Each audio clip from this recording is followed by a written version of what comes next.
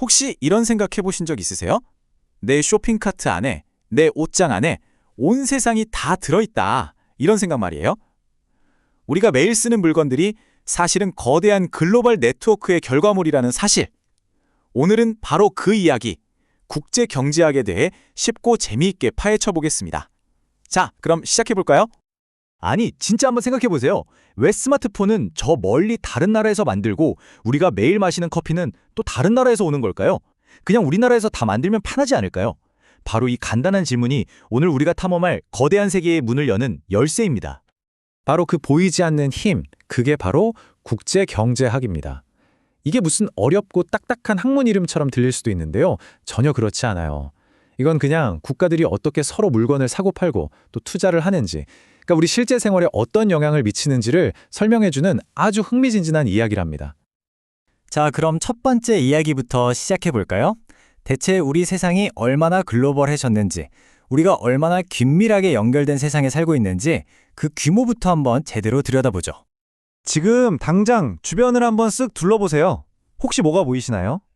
여러분이 입고 있는 그 옷, 지금 손에 든 그 커피, 아니면 이 영상을 보고 있는 노트북이나 스마트폰. 그게 전부 국경을 넘어서 여러분 손에 들어왔다는 거 상상해 보셨어요? 자, 이 그래프 한번 보세요. 진짜 놀랍지 않나요?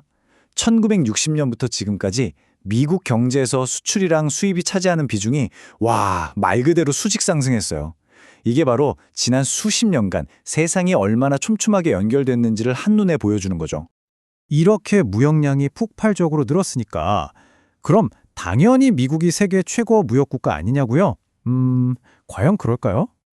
놀랍게도 그게 전혀 아니에요. 물론 전체 규모는 크지만 경제에서 무역이 차지하는 비중으로 따져보면요. 독일이나 멕시코, 벨기에 같은 나라들이 미국보다 훨씬 더 무역에 의존하고 있다는 걸 알 수 있습니다. 그러니까 세계 경제는 어느 한 나라가 이끌어가는 게 아니라 이렇게 여러 나라들이 얽히고 설켜서 돌아가는 거대한 네트워크라는 거죠. 그렇다면 이 거대한 글로벌 시스템은 대체 어디서부터 시작된 걸까요? 그 뿌리를 찾아서 한번 거슬러 올라가 보죠. 두 번째 섹션, 오래된 아이디어, 새로운 세상입니다.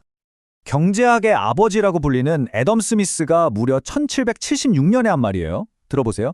집에서 만드는 것보다 사는 게 더 싸면 굳이 집에서 만들려고 애쓰지 않는 게 현명한 가장의 원칙이다. 이게 250년도 더 된 말인데 지금 들어도 국제무역의 핵심을 정확히 꿰뚫고 있죠. 나라도 결국 하나의 큰 집과 같다는 거예요. 우리가 더 잘하는 것에 집중하고 남이 더 잘하는 건 사오는 게 훨씬 이득이라는 거죠. 아주 간단하지만 강력한 진리예요. 애덤 스미스의 생각을 한 단계 더 발전시킨 사람이 바로 데이비드 리카도인데요. 그가 제시한 개념이 바로 비교 우위입니다. 이게 뭐냐면 그냥 단순히 물건을 더 잘 만드는 게 중요한 게 아니라는 거예요. 진짜 중요한 건 어떤 물건 하나를 만들 때 포기해야 하는 다른 것, 그러니까 기회비용이 누가 더 적으냐 하는 거죠. 자, 쉽게 한번 생각해 볼게요. 여기 커피를 기가 막히게 잘 만드는 A 나라가 있고 자동차를 정말 잘 만드는 B 나라가 있다고 쳐요. 그럼 각자 제일 잘하는 거에 올인하는 거예요. 그리고 서로 필요한 걸 바꾸는 거죠. 그럼 어떻게 될까요? 두 나라가 어설프게 커피도 만들고 자동차도 만들려고 애쓸 때보다 훨씬 더 많은 커피와 자동차를 모두가 누릴 수 있게 되는 거예요. 이게 바로 무역이 만들어내는 마법, 무역을 통한 이익인 거죠. 자, 그런데 말이죠. 이론적으로는 이렇게 모두가 행복해지는 그림인데 왜 현실에서는 무역 문제로 맨날 싸우는 걸까요? 신문만 폈다 하면 무역전쟁, 관세 폭탄 이런 얘기가 끊이질 않잖아요. 세 번째 섹션에서는 바로 이 미스터리를 한번 파헤쳐 보겠습니다. 핵심은 바로 이겁니다. 무역이 경제 전체라는 파이를 더 크게 만드는 건 맞아요. 그런데 문제는 그 커진 파이가 모두에게 똑같이 돌아가진 않는다는 거죠. 값싼 수입품이 막 들어오면서 경쟁에서 밀려난 국내 산업이라든지 그곳에서 일하던 노동자들은 분명히 피해를 볼 수 있거든요. 바로 이 승자와 패자가 나뉘는 문제 때문에 국제경제학은 끊임없이 중요한 질문들을 던지게 됩니다. 예를 들면 무역으로 얻는 이익은 정확히 뭘까? 어떤 나라는 왜 이걸 수출하고 저걸 수입할까? 자국 산업을 보호하는 건 과연 옳은 일일까? 나라들끼리 규칙은 어떻게 정해야 할까? 이런 근본적인 고민들이 계속되는 거죠. 결국 이 논쟁은 두 가지 목소리의 대결이라고 볼 수 있어요. 한쪽에서는 자유무역 만세를 외치죠. 소비자는 더 싸게 물건을 살 수 있고 선택의 폭도 넓어지고 기업들은 경쟁하면서 더 혁신하게 되니까 경제 전체가 성장한다는 거예요. 반면에 다른 쪽에서는 잠깐만 하고 외칩니다. 우리 일자리는 어떡하냐? 아직 약한 우리 산업은 좀 보호해줘야 하는 거 아니냐? 안보의 중요한 물건까지 남의 나라에 의존할 수는 없다. 이렇게 맞서는 거죠. 이 팽팽한 줄다리기 속에서 균형점을 찾는 게 정말 어려운 숙제인 셈입니다. 자, 이제 마지막 섹션입니다. 이 수백 년 된 논쟁이 지금 21세기를 사는 우리에게는 어떤 의미일까요?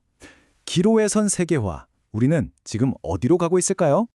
2차 세계대전이 끝나고 전 세계는 다시는 싸우지 말자면서 서로의 빗장을 열기 시작했어요. 관세라는 장벽을 허물고 1995년에는 세계무역기구 WTO까지 만들면서 세계화는 정말 활짝 꽃을 피웠죠. 그런데 그 흐름이 최근 들어서 급격하게 바뀌고 있어요. 2016년 영국의 브렉시트 투표는 그 상징적인 사건이었고요. 사람들의 생각이 변하기 시작한 거죠. 그리고 지금은 어떻습니까? 나라들 간의 무역 갈등이 점점 더 심해지면서 우리가 당연하게 여겼던 글로벌 시스템 자체가 흔들리고 있는 상황입니다. 자, 오늘 이렇게 국제경제학이라는 창을 통해 우리 세상을 들여다봤습니다. 값싸고 다양한 물건을 즐길 수 있는 혜택이 있는 반면 그 이면에는 일자리를 잃는 사람들의 아픔과 나라들 간의 팽팽한 갈등이 있었죠. 결국 우리 앞에 놓인 질문은 바로 이것인 것 같아요. 이렇게 서로 깊이 얽혀있는 세상이 과연 우리를 더 강하게 만들어주는 힘의 원천일까요? 아니면 예상치 못한 위기가 닥쳤을 때 우리 모두를 위험에 빠뜨릴 수 있는 치명적인 약점일까요? 어쩌면 이 질문에 대한 정답은 정해져 있는 게 아니라 바로 우리 한 사람 한 사람이 앞으로 어떤 선택을 하느냐에 달려 있는지도 모르겠습니다.